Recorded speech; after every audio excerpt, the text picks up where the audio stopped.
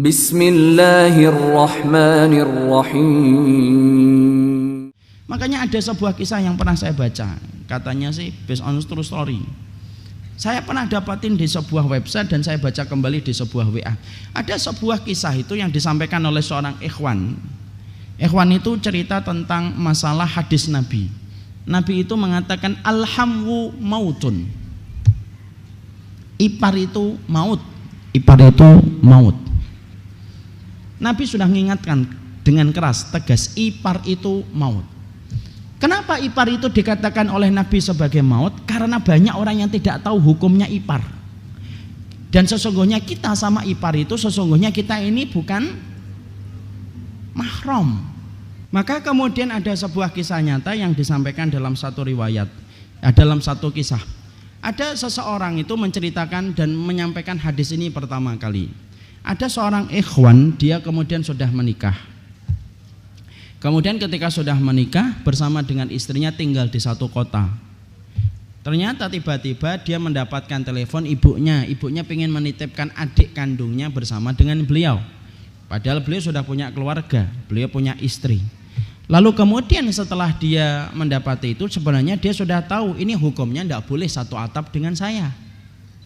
Tapi karena kemudian dia akhirnya tidak berani untuk menjalankan hukum ini, akhirnya diterima sang adik satu atap dengan dia bersama dengan dirinya dan istrinya yang notabene bukan mahram untuk adiknya.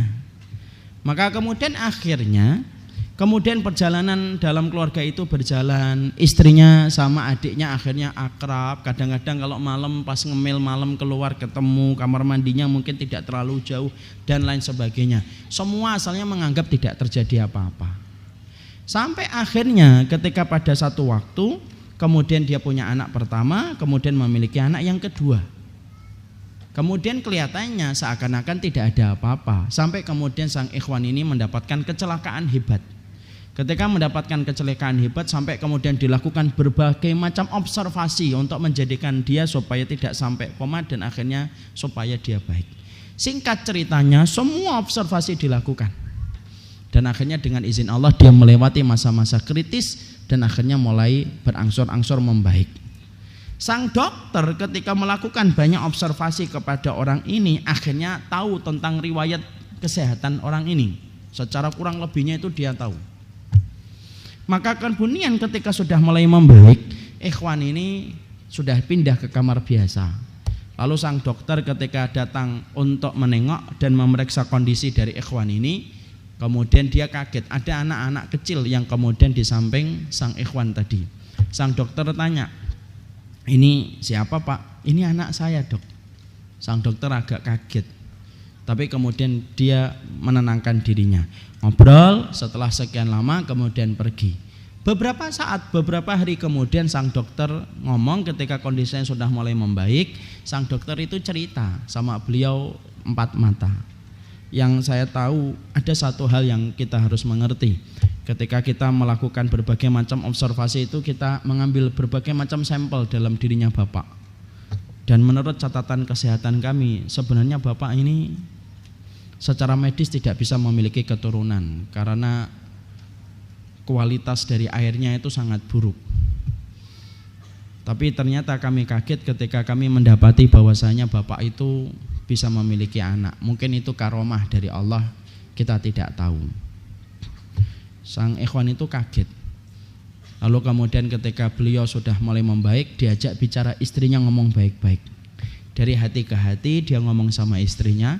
Dan disitulah terungkap apa yang dikhawatirkan oleh dirinya. Anak yang dia miliki itu sebenarnya karena istrinya berzina dengan adik kandungnya dia. Nah disitulah dia menutup kisah itu dengan sebuah kata alhamwu mautun. Ipar itu maut. Ipar itu maut. Ipar itu maut. Nah itulah yang menjadikan kita paham.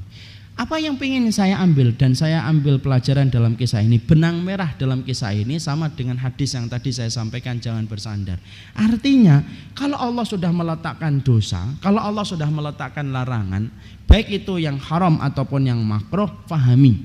Di balik setiap larangan dan di balik setiap dosa yang Allah berikan dalam kehidupan kita, tidak untuk mengambil kemerdekaan kita, tidak untuk merenggut kemerdekaan kita, tidak untuk mengambil kelapangan hidup kita. Tetapi sesungguhnya ketika Allah itu memberikan larangan, itu batasan Allah, dan batasan Allah itu merupakan bagian dari kasih sayang Allah yang begitu besar kepada kita. Karena tidak ada zat yang paling sayang kepada manusia kecuali adalah Allah ketika telah menciptakan kita dan memberikan rahmat pada kehidupan kita. Dan itulah yang kita harus pahami.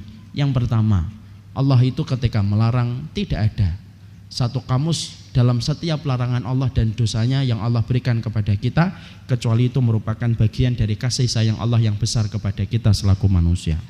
Poin yang pertama. Poin yang kedua.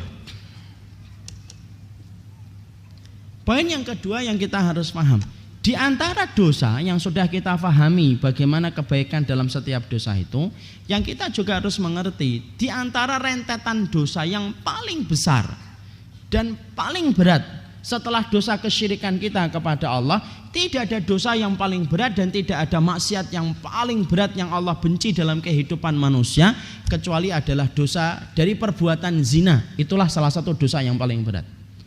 Makanya Allah menyampaikan dalam surat Al-Furqan, Allah kalau menyebutkan kata syirik, setelah Allah itu menyebutkan kata syirik, maka Allah selalu menyebutkan kata setelah syirik itu kalau tidak membunuh, berzina. Kenapa Allah selalu kalau menyebutkan dosa syirik setelahnya itu kata membunuh atau kata zina? Karena tidak ada yang mendekati dosa kesyirikan kecuali kalau tidak membunuh itu berzina. Karena zina itu bukan perkara yang ringan. Tetapi zina itu ketika menodai kehidupan seorang wanita, ketika wanita tidak mampu menjaga kehormatannya, maka dia telah melakukan dosa yang begitu berat selaku manusia ketika Allah telah menciptakannya. Karena tidak ada dosa yang paling besar setelah dosa yang dilakukan manusia ketika melakukan syirik kecuali adalah dosa ketika melakukan zina. Makanya saya sering mengatakan berulang-ulang, tidak ada air yang paling najis kecuali airnya laki-laki yang tumpah sebelum terjadinya ijab qabul, dan tidak ada rahim yang paling najis kecuali rahimnya wanita yang terbasahi dengan airnya laki-laki sebelum terjadinya ijab qabul. Makanya sampai kita dapati hukuman yang Allah berikan kepada orang yang melakukan zina semenjak kitab Taurat hingga berlanjut kepada kitab Al-Quran sama. Karena sesungguhnya tidak ada dosa yang paling Allah benci kecuali adalah terjadinya perzinahan. Subhanakallahumma wa bihamdik asyhadu an la ilaha illa ant astaghfiruka wa atubu ilaik.